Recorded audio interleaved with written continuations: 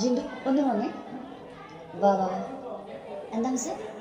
ഞാൻ തൻ്റെ പേപ്പർ നോക്കിക്കൊണ്ടിരുന്നു. ഇതെന്തൊക്കെയാണ് ജിൻഡു എഴുതി വെച്ചേക്കുന്നത് പേപ്പറിൽ? ആഗോളവൽക്കരണം ഉണ്ടാകുന്നത്. ഇനി എന്താ എഴുതിയേക്കണത്? ഭൂമി ആകെ ഒരു ഗോളമായി മാറുന്ന അവസ്ഥയാണ് ആഗോളവൽക്കരണം. ഇനി അടുത്തത് എന്താണ് സ്വകാര്യവൽക്കരണം? ഇതിനെക്കുറിച്ചുള്ള നിങ്ങളുടെ അഭിപ്രായം എഴുതുക. നീ എഴുതിയേക്കുന്നത് ആരും കാണാതെ ആളുകൾ കാര്യങ്ങൾ സ്വകാര്യമായി ചെയ്യുന്നതിനാണ് സ്വകാര്യവൽക്കരണം എന്ന് പറയുന്നത്. ഇതിനെക്കുറിച്ചുള്ള എൻ്റെ അഭിപ്രായം മറ്റുള്ളവരുടെ സ്വകാര്യതയിൽ ഇടപെടുന്നത് തീരെ ശരിയല്ല. ഇതൊക്കെ നല്ല പുതിയ കണ്ടുപിടുത്തങ്ങളായിരിക്കും അല്ലേ? അത് പിന്നെ മിസ്സേ, എന്തിന്റെ രണ്ടക്ഷരം പഠിക്കാൻ പാടില്ല. നീ എന്തിനാ ഇങ്ങോട്ട് പറയണേ? നിനക്ക് ഒന്നും അറിയാൻ പാടില്ല. ഞാൻ നമ്പർ ഇട്ടിട്ട് പോയാൽ പറയാം, അല്ലെങ്കിൽ 1-2 പേജ് എഴുതിയാൽ പോരെ. ഇത് ക്ലാസ് ടോപ്പർ 8 പേജ് എടുത്ത് എഴുതിയിട്ടുള്ളൂ. നീ ആണെങ്കിൽ 9 പേജ് എടുത്ത് കംപ്ലീറ്റ് നോൺസെൻസ് എഴുതി വെച്ചിക്കാം.